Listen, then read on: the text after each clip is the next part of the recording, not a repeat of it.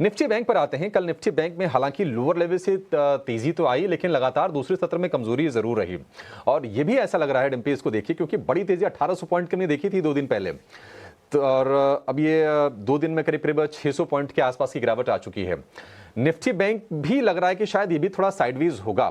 क्या आपको भी ऐसा लग रहा है? और दूसरी चीज, निफ्टी आईटी और निफ्टी बैंक, इन दोनों में लड़ाई होती, क्या लगता है कि निफ्टी आईटी अभी थोड़ा सपोर्ट करता रहेगा? निफ्टी आईटी ने कल इन्फोसिस चला के ये बात तो मैसेज तो दी है कि हम भी रेस में हैं बॉस, आप सब कुछ सारा दारोमदार सारा का सारा क्रेडिट बैंक निफ्टी को मत दो, हम भी हैं सिस्टम में। तो कल निफ्टी आईटी बकायदा डेज हाई पे बंद हुआ। इन्फोसिस जैसे शेयर्स डेज हाई पे बंद हुए। ये वेटेज वाले शेयर्स हैं, मैंने छोटे शेयर्स की बात ही नहीं की, वेटेज वाले शेयर्स की बात कर रहा हूँ। तो ये बात तो सच है कि जैसे जैसे यूएस और अमेरिका के यूएस और चाइना के बीच में तनाव थोड़ा कम होगा, ग्लोबल मार्केट्स ऊपर उठेंगी। ये ग्लोबल मार्केट्स ऊपर उठेंगी तो सबके बजट्स मेंटेन रहेंगे। आईटी के बजट्स में किसी तरह का कोई कट नहीं आएगा, कोई दिक्कत नहीं आएगी। ये ग्लोबल आईटी के अंदर कोई डाउनफॉल या कोई स्लो नहीं होगा।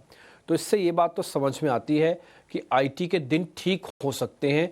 भले ही आप देखो, चाइना एक मैन्युफैक्चरिंग कंट्री है, उसका कोई लेना देना नहीं है इस आईटी वगैरह से ज़्यादा बड़ा, और आईटी में वो बहुत बड़ा हब है भी नहीं, आईटी के हम प्लेयर्स हैं, ठीक है। लेकिन अगर एक मैन्युफैक्चरिंग कंट्री के साथ भी दो देश आपस में सेटल डाउन कर लेते हैं तो सर्विसेज कंपनीज अपने आप वहाँ पे फ्लरिश करेंगी, क्योंकि बिजनेस और पूरी इकोनॉमी आपस में इतनी ज़बरदस्त गुथी हुई है कि आप एक सेगमेंट को ख़राब करोगे, दूसरा अपने आप ख़राब हो जाएगा। आफ्टर बिजनेस तो मैन्युफैक्चरिंग वालों से ही आएगा ना, सर्विसेज वालों का भी। तो ये चीज़ बहुत क्लियर है। तो इसलिए भले उन दोनों देश के बीच में डील होती। एक और पॉइंट मेरे को यहाँ पे आईटी के अंदर रखने की बात है, आईटी के अंदर ना वैल्यू हंटिंग की बहुत गुंजाइश है, क्योंकि आपने क्वेश्चन पूछ लिया तो इसलिए मैं आपको बता रहा हूँ, वैल्यू हंटिंग की बहुत गुंजाइश है। आप एक काम कर सकते हैं, निफ्टी आईटी इंडेक्स 1 मिनट के लिए जरा 6 महीने का चार्ट दिखा सकते हैं, निफ्टी आईटी इंडेक्स का 6 महीने का, तो उससे आपको ना आइडिया लग जाएगा बहुत ज़्यादा नहीं चला हुआ है।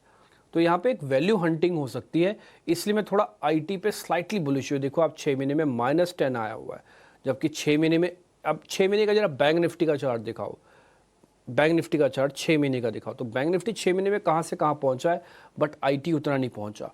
तो इसलिए आईटी के अंदर वैल्यू हंटिंग तो की जा सकती है। मैं इससे निकल के बाहर, एक पॉइंट से निकल के बाहर, अब मैं इस बैंक निफ्टी पे इंडिविजुअली आता हूँ कि यहाँ पे ट्रेड करना चाहिए कि नहीं।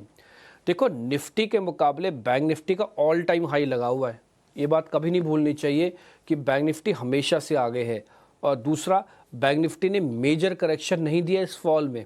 अगर निफ्टी ने नहीं दिया तो बैंक निफ्टी ने भी नहीं दिया मेजर करेक्शन। एक बार मेरी स्क्रीन वाला चार्ट दिखाओ आप, हम इसको ऑर्बिट नंबर 1 जो लाइन के नीचे खींचा हुआ है, और लाइन के ऊपर वाला ऑर्बिट नंबर 2 है, आप अपनी स्क्रीन पर देख पा रहे होंगे, ये एंड है, डेड एंड है। ये डेरिवेटिव एक्सपायरी के धक्के से ऊपर पहुंचा है। अब आप ये सोचो, एक्सपायरी कब खत्म हुई थी लास्ट वाली, वो थी 25 अप्रैल को। आज कितनी तारीख है, 15 मई।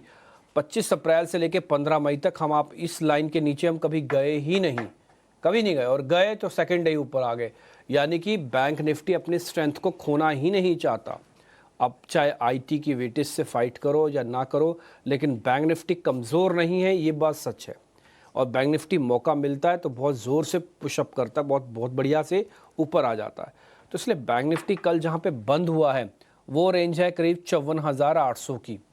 54,800 पहला सपोर्ट, 54,500 दूसरा सपोर्ट, 54,300 तीसरा सपोर्ट, 54,000 भी अपने आप में एक सपोर्ट है।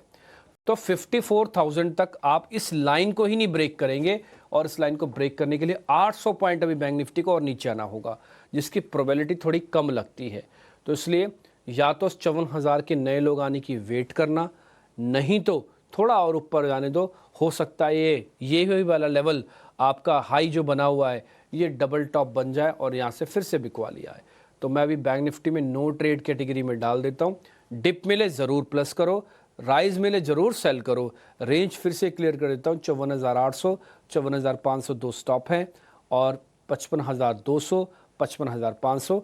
अब इसको हटा दो आप बॉस, हाँ, 55,200 और 55,500 एक सपोर्ट रेजिस्टेंस एरिया भी है। तो ये सारा कुछ मैंने रख दिया। ऑप्शंस वालों के मन में कुछ क्वेश्चंस चल रहे होंगे तो मैं उसका जवाब देता हूँ। बॉस, आज आपको छुट्टी लेनी है, ले लो।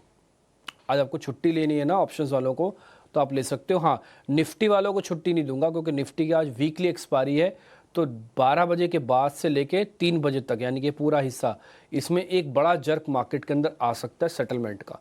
अदरवाइज वैसे कोई खास बड़ा मूव आज ऑप्शंस में मेरे को दिख नहीं रहा इंडेक्स का।